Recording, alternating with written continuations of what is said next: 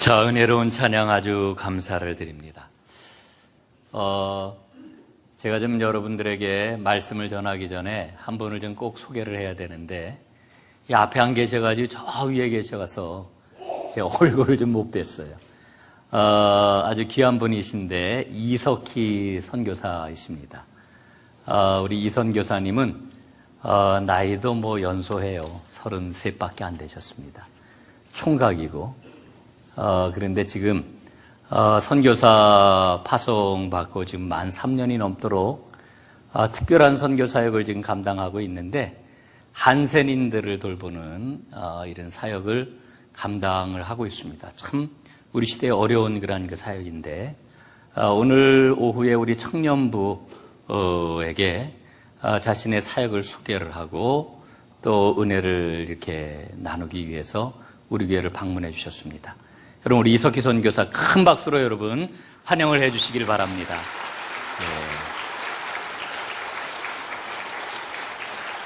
예, 앉으시기 바랍니다. 여러분, 멀어서 잘 모르시죠? 얼굴도 아주 잘생겼습니다. 예, 아직 총각입니다. 위에서 지금 기도해 주시기를 바랍니다. 할렐루야. 예, 우리가 이제 다음 주면은 새생명 축제를 갖습니다. 아마 우리 교회가 새생명 축제를 가진 것은 제가 부임하기 이전에는 모르겠는데, 제가 부임하고 나선 처음이죠. 처음이라 해도 과언이 아닐 정도로 이런 행사를 갖습니다. 이 새생명 축제를 통해 가지고 우리 하나님의 영광을 모두 다 보는 큰 은혜가 있기를 저는 소원하면서 기도합니다. 그런 은혜가 임할 줄로 믿습니다. 여러분, 이런 말이 있어요. 한 해에 어느 교회든지 200명 전도의 새 신자를 전도하면은 교회는 부흥된다.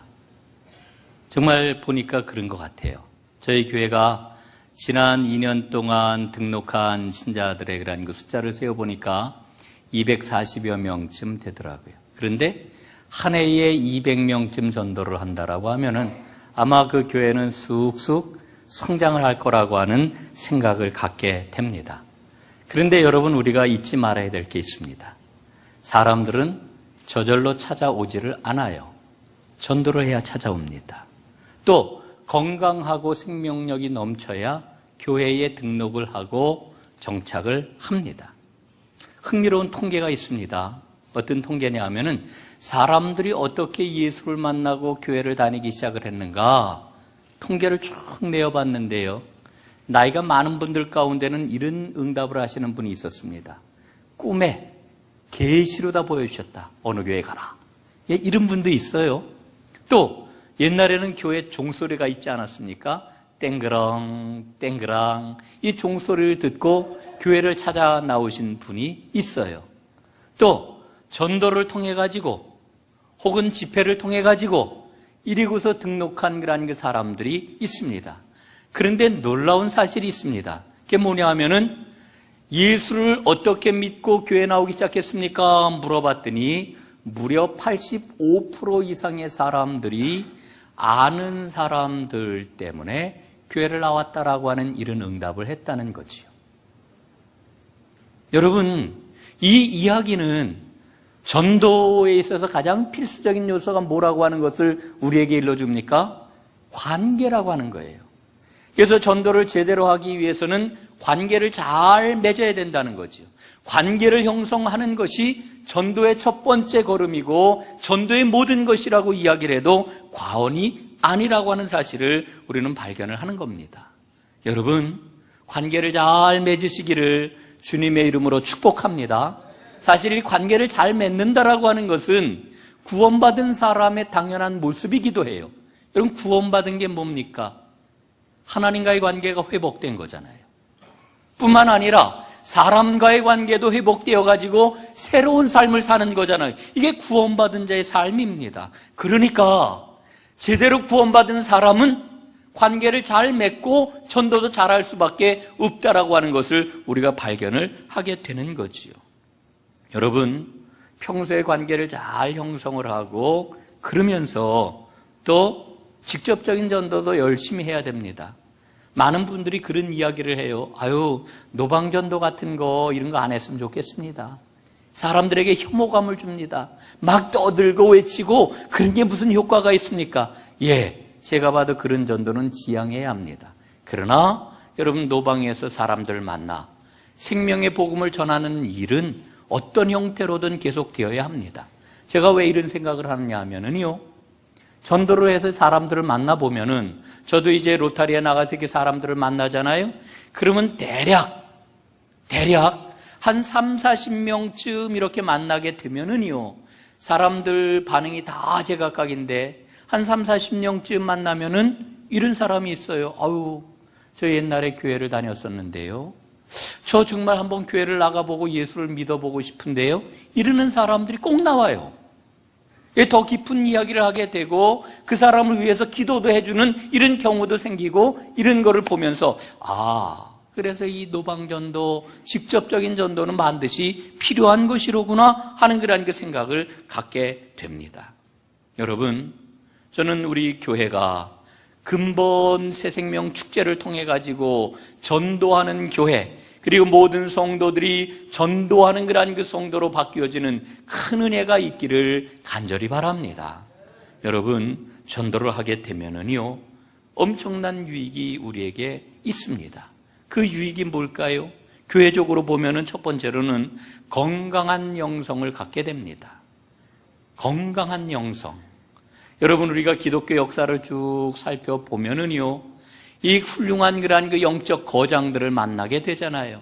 여러분, 베드로를 우리가 알고 있습니다. 사도들을 알고 있습니다. 어거스틴을 알고 있습니다. 웨슬리를 알고 있습니다. 그리고 현대에 들어와서 수많은 부흥을 일으켰던 영적인 거장들을 우리가 알고 있습니다. 그런데 이분들에게서 공통적으로 나타나는 게 있어요. 여러분, 그게 뭔지 아십니까? 그건 바로 전도의 영성을 가졌던 분들이라고 하는 거예요. 이분들은 모두 다 전도의 영성을 가졌어요. 그러니까 여러분, 전도하는 그런 그 교회는요, 정통신앙을 가진 것이고, 그리고 건강한 영성을 갖고 있는 교회라고 이야기를 할 수가 있는 거지요. 이게 전도하는 교회에 주어지는 하나님의 큰 복이요, 유익이라고 하는 겁니다. 두 번째로는 전도하는 교회에는 건강한 방향성이 있다라고 하는 겁니다. 여러분, 우리가 그런 이야기를 해요. 우리 교회는 좀 비전이 보다 더 뚜렷했으면 좋겠습니다. 여러분, 정말 비전이 분명해야 됩니다. 그런데 여러분, 생각해 보십시오. 전도보다 더 분명한 비전이 세상에 어디 있습니까? 하나님의 비전이 뭔가요? 저는요, 비전이라고 하는 것은 내가 뭔가를 성취하고 이루는 것, 이게 비전이라고 생각하지 않아요. 이건 잘못하면 개인의 야망을 하나님의 비전으로 포장하는 그런 그 포장이 될 수가 있어요. 여러분, 진정한 비전은 하나님의 비전을 마음에 품는 게, 이게 비전입니다. 여러분, 하나님의 비전이 뭐예요? 한 생명을 살리는 거예요. 하나님의 비전은요, 예전에도 그랬고 어제도 그랬고 오늘도 그랬고 내일도 그렇고, 하나님의 비전은 오직 하나, 생명을 살리는 겁니다. 그래서 예수님은 뭐라고 그러셔요? 한 생명이 천하보다도 귀하다. 여러분, 전도하는 교회는 이 하나님의 비전을 마음에 품고 그 비전이 바로 우리의 비전입니다, 이렇게 선포하는 교회인 줄로 믿습니다. 세 번째로, 전도하게 되면은 교회가 새로워집니다. 여러분, 사람들은 새로운 거를 참 좋아합니다. 그렇죠? 여러분, 우리 전농교회는 새로운 교회입니까? 예? 어떻습니까? 교회도 새로 짓고 그랬으니까 새로운 교회지요. 물론 그렇습니다. 여러분, 건물이 새로워지면은요, 그 건물에 지내고 있는 사람들도 새로워집니다. 그런데요, 진정한 새로움은 건물의 변화에서 혹은 어떤 프로그램을 한다고 해서 새로워지는 게 아닙니다. 진정한 새로움은 어디에서 오느냐? 사람이 새로워질 때 새로움이 오는 거예요. 사람이 새로워져야 됩니다. 오늘 예배를 드리고 있는 여러분 모두가 하나님 앞에 새로운 사람이 되시기를 주님의 이름으로 축복합니다. 제가 교회를 이렇게 두루두루 다녀보면은요, 어떤 교회는 새가 많더라고요. 새가 많아. 여기도 새가 있고 저기도 새가 있고. 이런 게 무슨 새인지 아십니까? 텃새. 예? 텃새. 텃새가 많은 교회 정말 여러 군데 있어요. 저 그런 교회 정말 많이 봤어요. 여러분, 이 텃세는 말이지요, 쫓아버려야 할 그런 그 새인 줄로 믿습니다. 여러분, 근데 이 텃세가 왜 생길까요? 교회가 정체되어 있기 때문에 텃세가 집을 탁 짓고서는 떠나지 않고 거기에서 야, 나는 너무 행복해 이러면서 계속해서 살아가는 거예요. 사랑하는 여러분, 우리 전농교회는 텃세가 전혀 발붙이지 못하는 날마다 새로워지는 그런 교회가 될 수 있기를 주님의 이름으로 축복합니다. 네 번째로, 전도는요, 새로운 지도자가 탄생되도록 합니다. 여러분, 지도자가 정말 필요하지요. 교회는 지도자가 있습니다. 목사가 지도자고요, 장로가 지도자고요, 또 각 기관장과 부서 혹은 선교회 장들이 지도자입니다. 여러분, 지도자, 이 지도자가 뭘까요? 예? 지도자는요, 다른 말로 표현하면은 영향력입니다. 영향력. 지도자가 왜 필요하냐? 선한 영향력이 필요하기 때문에 지도자가 필요한 거예요. 저는 우리 전농교회에 앞으로 하나님이 기뻐하시는 지도자들이 많이 세워지는 그런 은혜가 꼭 있을 줄로 믿습니다. 하나님이 기뻐하시는 장로님들이 여럿 세워져야 되겠지요. 하나님이 기뻐하시는 그런 장들이 날마다 새롭게 세워져야 되겠지요. 여러분, 그래서 그런 지도자들을 통해서 믿음 생활은 이렇게 하는 거로구나. 하나님 앞에 헌신은 이렇게 하는 거로구나. 하나님이 허락해 주신 물질과 여러 가지 자원들은 이렇게 하나님이 기뻐하시는 바대로 사용하는 거로구나. 사람들은 이렇게 대해주고 이렇게 사랑하고 그래서 사람들을 이렇게 하나로 다 묶어 세우는 것이로구나. 여러분, 그런 것들을 보면서 우리가 그 선한 영향력 속에서 행복한 신앙생활을 하기를 원하는 것 아니겠습니까? 이런 지도자들이 온전하게 세워져야지요. 여러분, 지도자는요, 계급이 아니에요. 예? 어떤 권세가 아니에요. 하나님이 기뻐하시는 하나님 나라를 위한 영향력을 행사하는 그와 같은 자리, 거기에 선 사람은 우리가 지도자라고 하는 거예요. 지도자를 잘 세우는 교회가 소망이 있는 교회입니다. 여러분, 베드로 사도는 뭐라고 그럽니까? 당시의 지도자를 대표하는 장로에 대해서 뭐라고 그래요? 장로는 배나 존경할 자로 여길지니라. 여러분, 좋은 지도자가 세워져. 우리가 그 지도자를 배나 존경할 자로 여기면서 행복하게 신앙생활을 할 수 있기를 간절히 소원합니다. 여러분, 그런데 이 지도자가 세워지는 가장 좋은 길이 뭐냐? 그건 바로 전도입니다. 전도를 통해 가지고 정말 이렇게 사람을 사랑하는구나, 이걸 우리가 보게 되는 거지요. 전도를 통해 가지고 세워지는 지도력이 진짜 지도력이라고 하는 겁니다. 이런 진짜 지도력이 세워지는 그런 은혜가 있기를 간절히 소원합니다. 오늘 여러분들과 함께 다음 주에 우리가 이제 새생명 축제를 하기 때문에 이 가족을 전도하는 이야기를 또 잠깐 해보려고 합니다. 그럼 가장 힘든 전도가 뭘까요? 가족 전도입니다. 예? 제가 앞에서는 전도하는 그런 그 실질적인 내용을 들여다보니까, 예? 그 전도의 내용이 관계라고 하는 그런 말씀을 드렸잖아요. 그럼 가족만큼 세상에 친밀한 사람이 어디 있습니까? 볼 거 못 볼 거 다 봤잖아요. 예? 그보다 더 친밀한 관계가 어디 있어요? 그런데요, 역설적이게도 그 친밀함이 오히려 전도의 걸림돌이 될 수 있다라고 하는 거지요. 예? 여러분, 믿지 않는 그런 그 가족을 전도하는데 그 친밀함이 걸림돌이 된다니까요. 여러분, 그래서 이 친밀함 혹은 이 가족 간의 그런 그 전도를 잘 하기 위해서는 전제되어야 될 것이 몇 가지가 있습니다. 여러분, 한번 잘 경청을 하시고 여러분 가정마다 모든 식구들이 다 함께 예수의 이름으로 구원받고 하나님의 큰 복을 누리면서 행복한 가정을 꼭 꾸려나가시기를 주님의 이름으로 축복합니다. 첫 번째로는 관계가 잘 회복이 되어야 합니다. 이게 무슨 얘기냐? 의외로 가족 간의 내용을 보면은요, 예수를 믿는 가족과 예수를 믿지 않는 가족 사이에 이 감정적인, 정서적인 장벽들이 굉장히 큰 것을 발견을 해요. 이게 어디에서 오느냐 하면은요, 배신감 때문에 와요. 이 배신감이라고 하는 게 뭡니까? 집안에서 내려오는 집안의 그 전통과 종교가 있어요. 예수를 믿는 거를 보면은, 배신했네. 라고 하는 이런 그 마음이 깊은 곳에 깔려 있다라고 하는 겁니다. 가족들의 의견을 받아들이지 않는 것에 대한 그러한 그 태도에 대한 배신감이 깔려 있다라고 하는 거죠. 여러분, 이런 경우에 어떻게 해야 되겠습니까?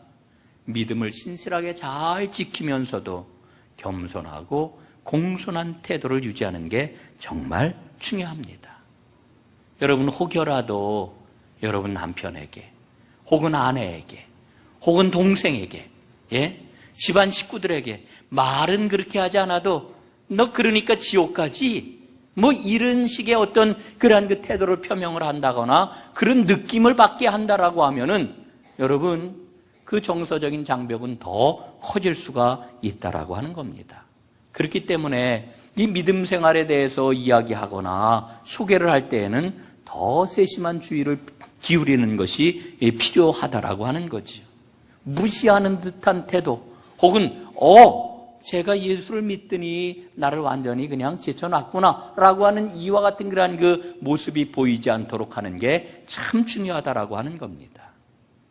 뿐만 아니라 사랑과 인내로 잘 섬겨야 돼요. 여러분, 식구들을 잘 섬기십시오. 아직 인가기도가 되지 않은 분들이 있으시면은요, 식구들을 잘 섬기세요. 다시 한번 말씀을 드립니다마는 전도라고 하는 거는요, 어떤 수단이 아닙니다. 전도라고 하는 것은 어떤 기능이 아닙니다. 전도는요, 철저하게 뭐가 전제가 되어야 됩니까? 사랑이 전제되어야 됩니다. 사랑의 행위입니다.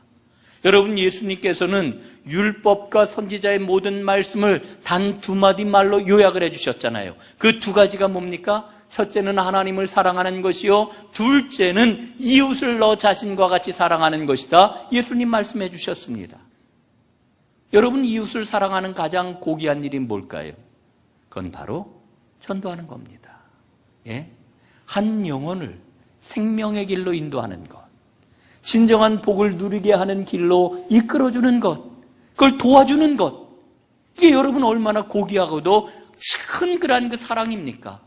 여러분, 그러니까 우리가 가족을 전도할 때, 뭐 다른 사람도 마찬가지입니다만은 우리가 진정 전도하는 사람이 되기 위해서는 하나님 앞에 구해야 할 게 있어요. 그게 뭘까요? 사랑을 구하는 겁니다. 주님, 제게 사랑의 마음을 주십시오. 제게 긍휼의 마음을 주십시오. 여러분이 사랑의 마음을 가지고 가족들을 대하게 될 때에 하나님의 역사가 일어나게 될 줄로 믿습니다. 그리고 가족들이 긍정적인 그런 그 마음을 가지고 마음이 열렸을 때에 결정적으로 초청을 하는 거죠. 효과적인 초청을 하게 되는 겁니다. 여러분, 다음 주일은 우리 교회 새생명 축제 있잖아요. 여러분, 이거보다 더 좋은 기회가 어디에 있겠습니까? 이 기회를 놓치지 마시고 선용하셔서 여러분들의 가족을 잘 초청을 하시기를 바랍니다. 여러분, 우리 가족들 우리가 잘 알지만은 개중에는 이런 분도 있어요. 아유, 당신 신앙생활 하는 거 보니까 나도 정말 신앙생활 하고 싶네. 나도 교회 갈게. 이러면 얼마나 좋겠어요. 여러분, 혹시 그렇게 하고 교회 나오신 분이 있습니까? 물론 있어요. 그러나 거의 대다수의 사람들은 마지못해 간청을 하니까, 아유, 당신이 얘기하니까 내가 한번 들어줄게, 이러면서 못 이기는 척 나오는 게 사람 마음입니다. 그러니까 여러분, 초청을 잘 하셔야 돼요. 여러분, 한 주일 동안 기도하시고 한 주일 동안 마음을 잘 열게 하시고, 그래서 돌아오는 주일 잘 초청하셔서 이 기회를 놓치지 않고 선용하는 하나님의 사람들이 다 되시기를 주님의 이름으로 축복합니다. 여러분, 시간이 이러다 보니까 많이 갔네요. 오늘 본문을 좀 들어가 보겠습니다. 오늘 본문을 달려가려면은 이게 참 다뤄야 될 문제가 굉장히 많은데, 하여간 성큼성큼 뛰어가 보도록 하겠습니다. 여러분, 오늘 본문을 보면은 저는 주님의 놀라운 사랑을 다시 한번 발견을 하게 돼요. 여러분, 예수님의 여정을 한번 생각을 해 보십시오. 예수님이 유대 땅에서 지금 갈릴리로 가시는 길입니다. 그러면 통상 유대 땅에서 갈릴리로 가는 그 길은, 유대인들의 통로는요, 사마리아를 거치지 않고 가는 길이었습니다. 그런데 예수님께서는 우정 사마리아 길로 들어가셨어요. 그리고 수가성으로 다 들어가셨어요. 우물가의 자리를 잡으셨어요. 여러분, 그 이유가 어디에 있을까요? 오늘 저는 말씀을 묵상을 하면서 깨닫습니다. 우리 예수님께서 이 우물가에서 한 여인을 만나려고 일부러 발걸음을 지금 사마리아 수가성으로 옮기셨구나. 그리고 우물가로 오셨구나 라고 하는 것을 저는 깨닫습니다. 여러분, 주님은 우리의 형편과 처지를 너무나도 잘 알고 계십니다. 그리고 우리의 삶에 직면한 문제를 해결해 주기를 원하고 계십니다. 오늘도 주님은 그와 같은 마음을 갖고 여러분들을 대하고 계시는 줄로 믿습니다. 오늘 우리가 살펴보지는 않았습니다마는 여인에게 새 생명과 축복의 길을 허락해 주셨던 주님의 그 사랑과 은혜가 오늘 이 자리에 앉아있는 여러분 모두에게도 임할 수 있기를 주님의 이름으로 축복합니다. 여러분, 오늘 이 수가성 우물가의 여인이 어떤 여인이었느냐라고 하는 것을 좀 잠깐 살펴보려고 하는데요. 첫 번째로 이 여인은 아주 심각할 정도로 고립되어 있는 이런 여인이었다라고 하는 것을 우리는 볼 수가 있습니다. 매우 고독한 상태에 놓여 있는 거지요. 사람들을 두려워해가지고 두문불출하는 여인이었습니다. 여러분, 요즘이야 우리가 물을 다 집에서 방방마다 다 쓰고 이릅니다마는 여러분, 옛날에는 우물이 정말 귀했잖아요. 그죠? 저는 시골에서 자랐는데요. 제 고향에 가보면은 동네가 굉장히 큰 동네였어요. 그런데도 불구하고 우물이 아마 3개인지 4개인지 이렇게밖에 없었어요. 예? 저희 집은 우물로 내려가는 바로 그 길목, 우물에서 떠드는 소리가 다 들리는 그와 같은 곳에 위치하고 있었어요. 제가 사랑방에서 잠을 자는 날이면은요, 아침나절에 사람들이 이제 막 우물가로 막 몰려들어요. 오며 가며 그 내딛는 발걸음 소리, 그리고 사람들이 이야기하는 소리, 우물가에서 이런저런 이야기에 떠드는 소리, 그 소리에 아침잠이 깨곤 했던 그런 기억이 납니다. 여러분, 우물은 주로 언제 사람들이 찾습니까? 아침과 저녁에 찾아요. 아침과 저녁은 아주 분주한 그런 그 시간입니다. 그러나 상대적으로 낮 시간은 우물은 고요하지요. 여러분, 오늘 성경 말씀을 보면은 이 여인이 우물을 찾은 시간이 몇이었다고 그래요? 제6시였다. 오늘 시간으로 이야기를 하면은 12시. 지금쯤이네요, 시간이. 난 12시에 우물을 찾은 거예요. 여러분, 우물가의 풍경을 저는 잊지를 못합니다. 아침나절에 그냥 그 아낙네들이 모여가지고 물을 깃고 쌀을 씻고 간단한 빨래도 하고 이러고서 다 돌아가잖아요. 정신없이 하고 다 돌아가고 나면은요, 우물 주변에 물이 아주 흥건하게 막 이렇게 괴기도 하고 물자국이 남아있지 않습니까? 그러나 아침 햇살이 탁 높이 떠오르면서 햇볕이 따뜻하게 쬐기 시작을 하면은 그 물들이 어느 결에 다 말라가지고요, 한낮이 될 것 같으면은 따사롭고 빛나는 그런 햇볕만이 그 우물에 가득합니다. 얼마나 고즈넉한지 몰라요. 이게 한낮 우물 풍경입니다. 그런데 이 여인은 바로 그 시간에 우물가에 물을 길러 나왔습니다. 이유가 어디에 있었습니까? 사람들 만나는 게 두려웠던 거지요. 사람들 만나는 게 두려울 정도로 이 여인의 삶에는 문제가 많았던 겁니다. 여러분, 예나 지금이나 변하지 않는 게 있어요. 누군가 어떤 사람이 문제가 있다 그러면은요, 사람들이 그 사람을 감싸주고 이해해주고 격려해주고 세워주고 막 이럽니까? 그러지 않아요. 비난해요. 예? 쉽게 정죄해요.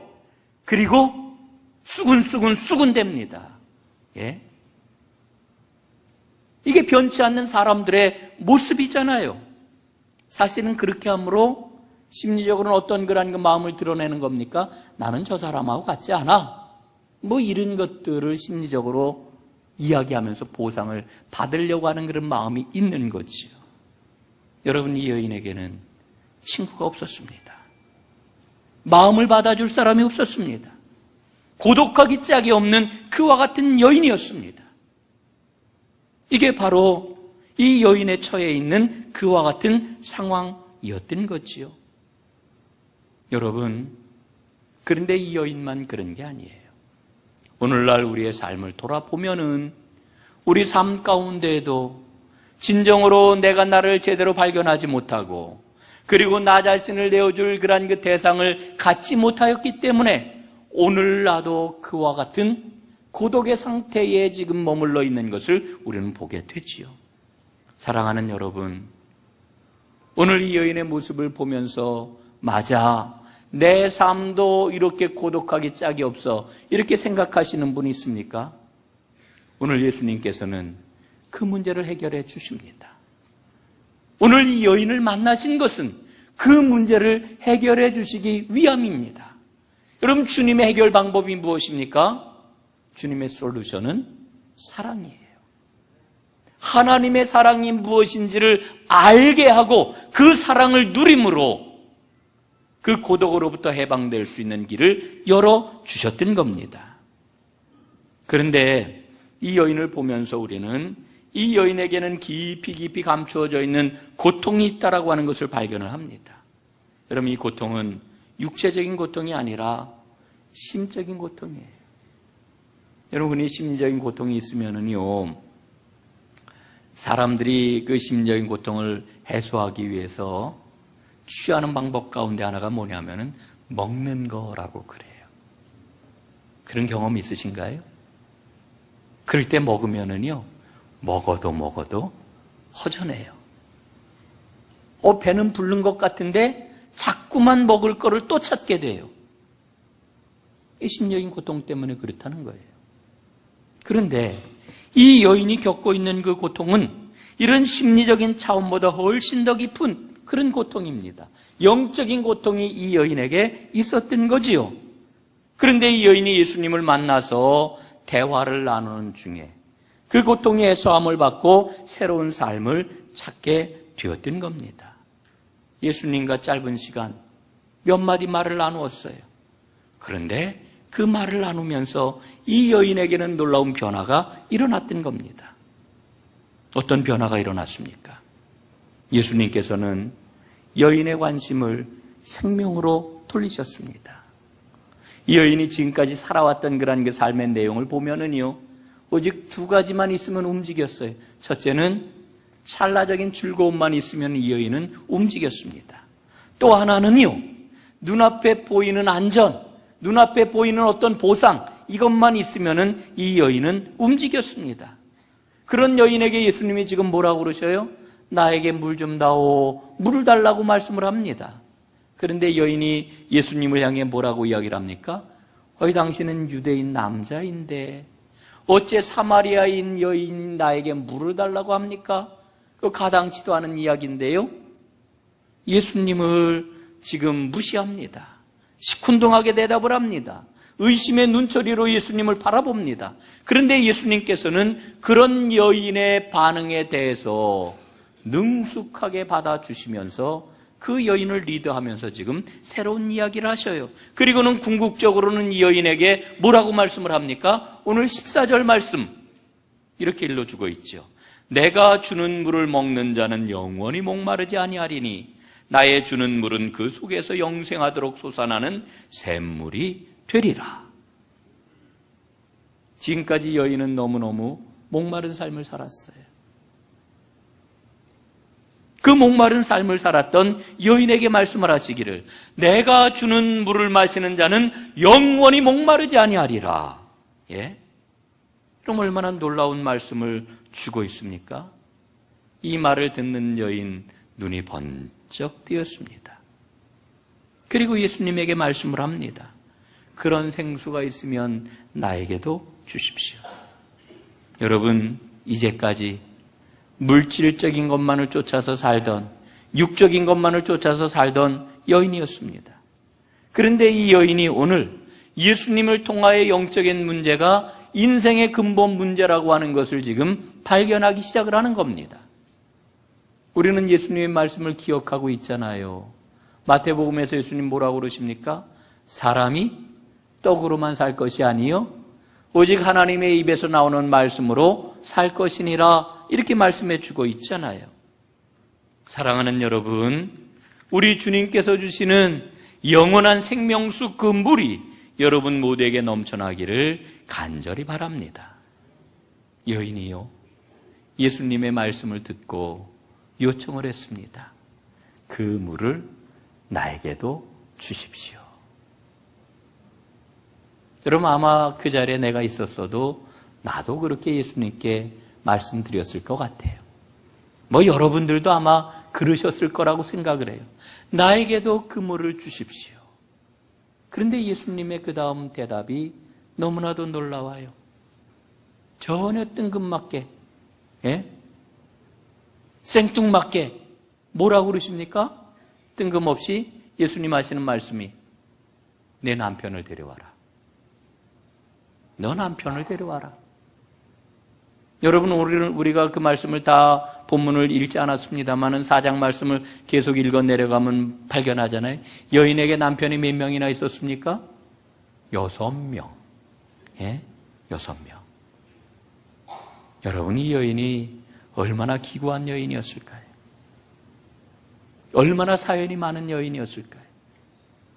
여러분, 남편이 6명 있었다라고 하는 이 사실은 이 여인에게 부끄러운 치부였고, 감추고 싶은 그러한 그 문제였고, 비밀스러운 이 여인만이 갖고 있는 삶의 문제였던 겁니다. 그런데 우리 주님께서는 이런 아픔과 비밀을 지금 들추어내고 계셔요. 그 이유가 어디에 있습니까? 여인에게 망신을 주려고 그러셨던 걸까요? 아닙니다. 주님이 주시는 생수가 솟아나기 위해서는 막힌 곳이 뚫려야 하겠기 때문에 그래요. 뚫리지 않고서는 주님이 주시는 그 생수를 맛볼 수 없기 때문에, 여러분, 이 막힌 곳이 뚫리는 것이 무엇일까요? 그게 바로 회개입니다. 회개하고 죄 사함을 받을 때 우리 주님께서 주시는 그 영원한 생수를 마음껏 마시며 생명을 누리게 되는 거지요. 여러분, 죄는 하나님과 우리 사이를 가로막고 있습니다. 우리 주님이 주시는 생명과 기쁨을 누리지 못하도록 방해하고 있습니다. 오늘 예수님께서는 이 여인에게 내 남편을 데려와라 하는 말씀을 주심으로 그 여인에게 죄를 보게 하시고 그 죄로부터 떠날 수 있는 은혜를 베풀어 주시는 겁니다. 여러분, 오늘 주님께서 그런 은혜를 우리에게 주실 때 여러분들도 죄에서 떠나는 진정한 회개와 회복의 역사가 일어나기를 주님의 이름으로 축복합니다. 오늘 말씀을 보게 되면은 여인은 이런 이야기를 해요. 메시아가 오시면 자신의 모든 인생의 문제가 해소가 되고 자신의 삶 가운데 있던 모든 문제가 풀릴 거라고 이렇게 이야기를 합니다. 그때 예수님께서 뭐라고 그러셔요? 26절에 보니까 내가 말하는 그가 바로 나니라, 이렇게 말씀하셔요. 내가 말하는 그 메시아가 바로 나다, 예수님 이렇게 말씀하시는 거예요. 그런데 여러분, 놀라운 그런 그 은혜가 뭐냐? 이 여인이 말씀하시는 예수님이 누구인지를 알아봤다는 거예요. 예수님이 누구이신지를 받아들였다는 거예요. 여러분, 그 순간 내가 말하는 그 사람이 바로 나다, 예수님 말씀하실 때 이 여인의 눈이 띄어지고 마음이 열려져 예수님을 영접함으로 생명의 생수를 마시게 되었습니다. 그리고 속에서 이 여인에게 생수가 터져 나왔습니다. 그러자 이 여인은 물동이를 우물가에 버려두고 두려움 가운데 만나지 않던 사람들을 향하여 동네로 뛰어가며 외칩니다. 와 보라, 이는 바로 위대한 선지자가 아니냐? 이분이 바로 우리를 구원할 메시아가 아니냐? 들어가면서 크게 외치며 예수를 전하였던 것을 보게 됩니다. 여러분, 이게 예수를 만난 삶입니다. 예수를 만나 변화한 삶의 모습입니다. 이 여인은 예수님을 제대로 만났습니다. 사랑하는 여러분, 예수님을 만나셨습니까? 잘 모르시겠어요? 예수님을 제대로 만나셨습니까? 오늘 예수님을 제대로 만나시기를 주님의 이름으로 축복합니다. 그래서 이 여인처럼 주님이 주시는 그 생명수 생수의 기쁨을 누리고 그 안에서 평안함과 사랑과 소망을 누리시는 하나님의 사람들 다 되시기를 주님의 이름으로 축복합니다.